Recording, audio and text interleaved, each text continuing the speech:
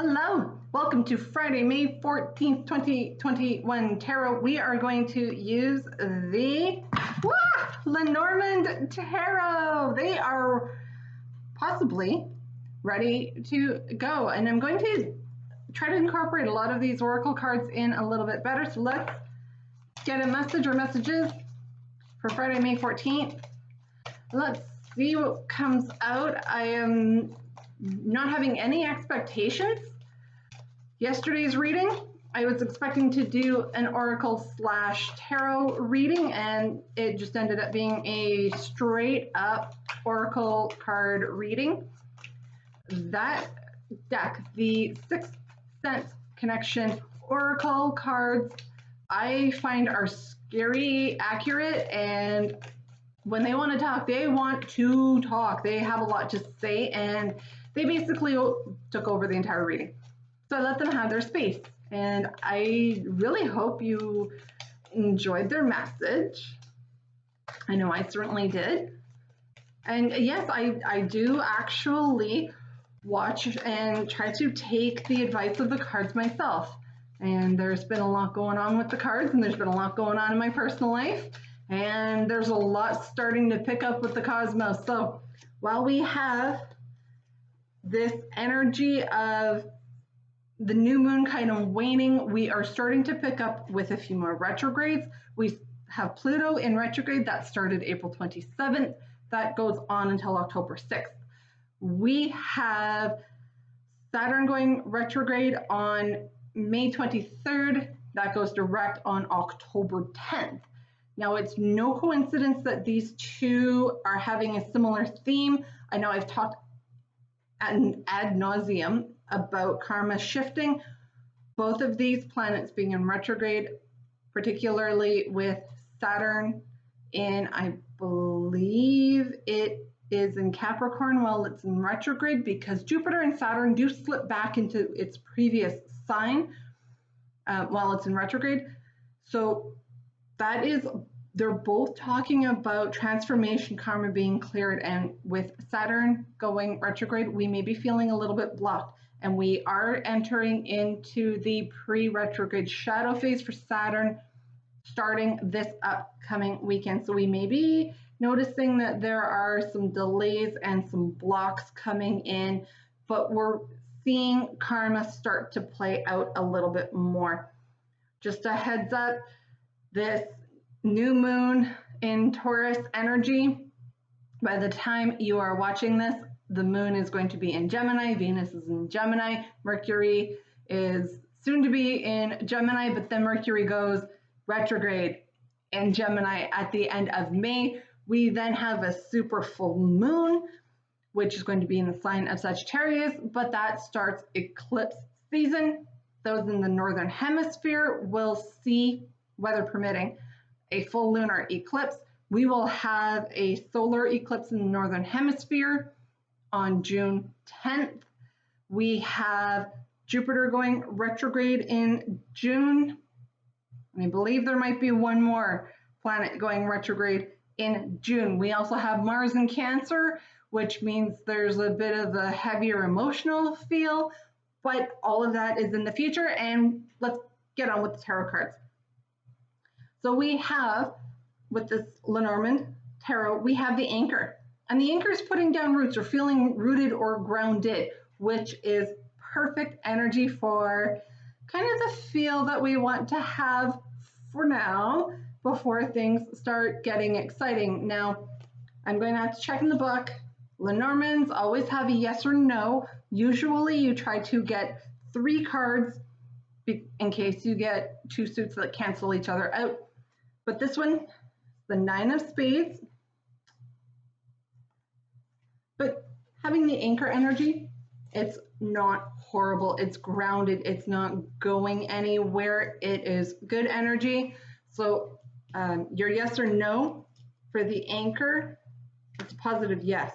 So whatever it is you're thinking, particularly if it's about being grounded, being rooted, and being anchored in, there's strength associated with that particular card. Now here, it's one of my favorite decks. This is the Murder of Crow Tarot.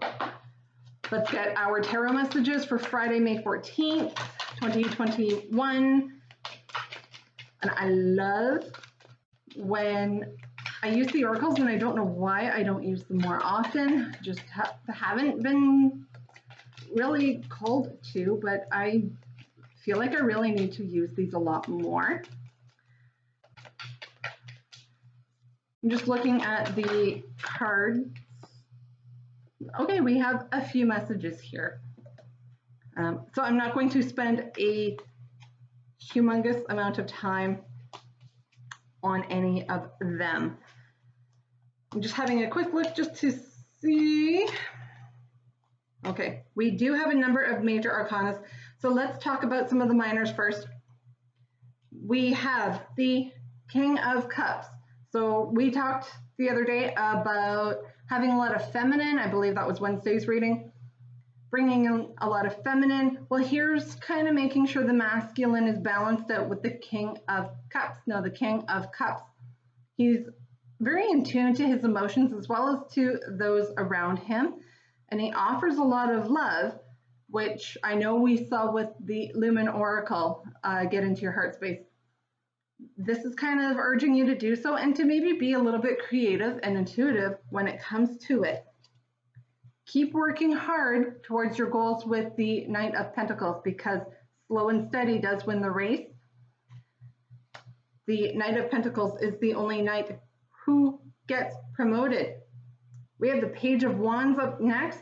So there may be a new idea or something new coming in, or a renewal in an old project that you have been working on for some time. There's a spark of interest coming in with the page, and that leads to the second happiest card in the deck, and that's the 10 of Cups. So we're feeling very abundant, and that our cups are, not only are they filled, they're overflowing. There's a lot of joy at the completion coming in. And what is this joy? Why are we getting it? Well, we're feeling kind of grounded here. And we have the Hierophant, which is the card of Taurus. So this is still a little bit of not only the sun being in Taurus, but the last remnants of the full moon in Taurus. There's a lot of wisdom. There's a lot of spiritual energy around the Hierophant. Now, the Hierophant used to be called the Pope of the Tarot because he is a spiritual leader.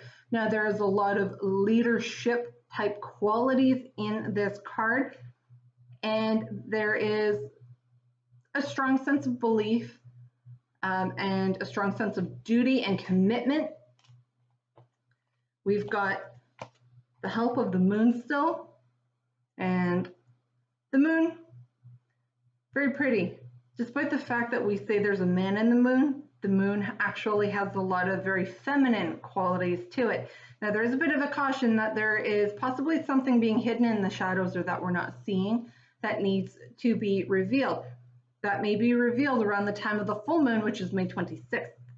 Now, how much things are going to get illuminated on that full moon remains to be seen because of the eclipse. Now, the eclipse is going to bring heightened emotions and want us to close out chapters, whether it be a chapter in a book, a chapter in our life, or projects. But we're going to have the help and the power of our manifestations with the moon to maybe bring in a bit of a sense of balance. This is the Justice card, the card of Libra.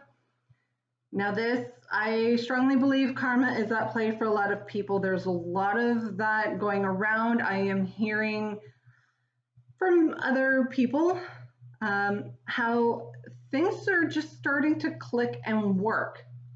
And that's karma at play. Now, I want to start doing incorporate a bit of a rundown. What is karma at play? Well, we've got the Page of Pentacles. So again, there's something new coming in. This could be a message. This could be just a spark of creativity and moving forward with something or closing out learning a skill.